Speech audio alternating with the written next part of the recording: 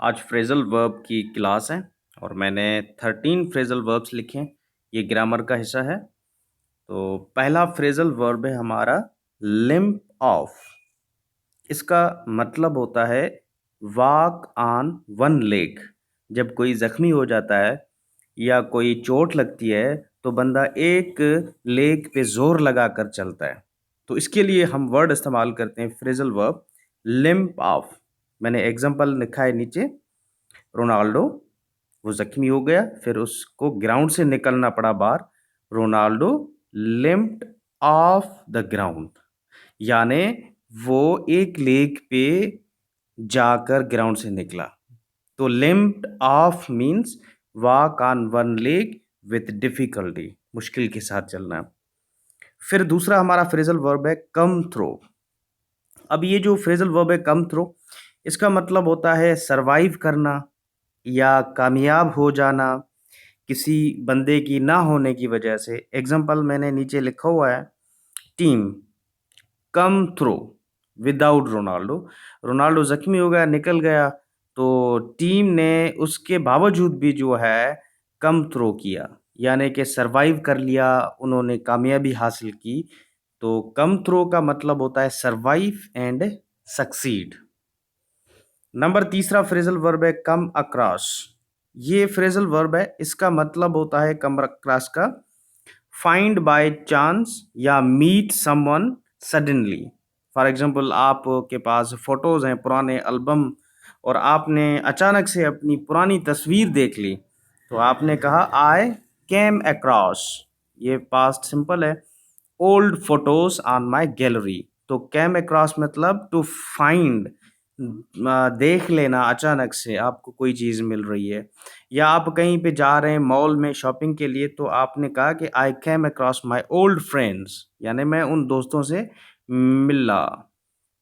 Number 4 है phrasal verb है जेक up.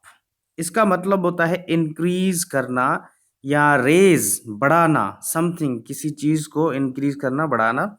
Example, government jacked up oil prices.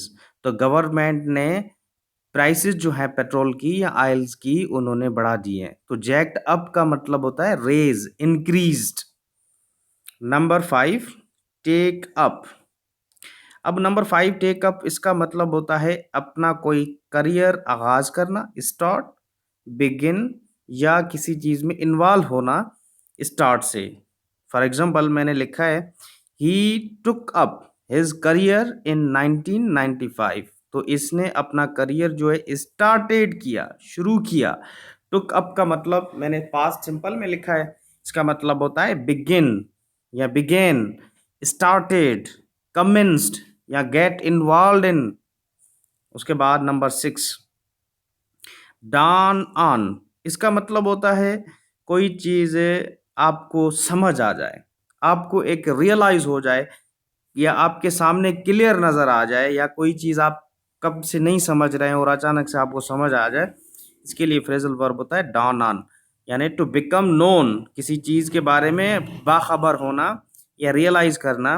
तो example, she finally dawn on, यानी उसको फाइनली बात समझ आ गई, यानी शी फाइनली अंडरस्टूड कि ये इसका मतलब ये है। तो डान ऑन का मतलब होता है टू बिकम नोन या अंडरस्टैंड समथिंग।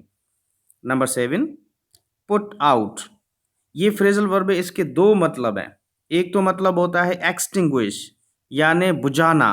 कोई आग लग जाती है तो हम क्या करते हैं, उसको बुझाने की कोशिश करते हैं। प्लीज पुट आउट फायर, यानी फायर को, आग को बुझा दें।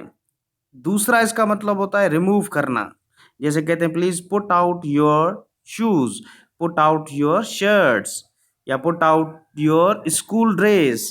तो पुट आउट के दो मतलब होते हैं। तो एक मैंने सेंटेंस लिखा है, बाकी आप दूसरा लिख सकते हैं। Number 8 put on. इसके भी दो मतलब है। अब पुट आउट का एग्जाम्पल है जैसे एक्सटिंग्विश, बुझाना, तो इसका मतलब होता है लगाना, आग लगाना, या स्विच ऑन, किसी चीज को स्टार्ट करना। तो इसके दो मतलब है। एक तो गेट ड्रेस्ड, यानी फॉर एग्जांपल मैं कहता हूँ put on your shirts, put on your shoes, put on your school dress या पुट ऑन हेट, केप पहनना। एक है स्विच ऑन, किसी चीज को स्टार्ट करना, तो मैं कह रहा हूं पुट ऑन शूज, इसका मतलब होता है पहन लो शूज। अगर मैं ये कह रहा हूं पुट ऑन फायर, इसका मतलब होता है आग लगाओ, स्विच ऑन या पुट ऑन बल्ब।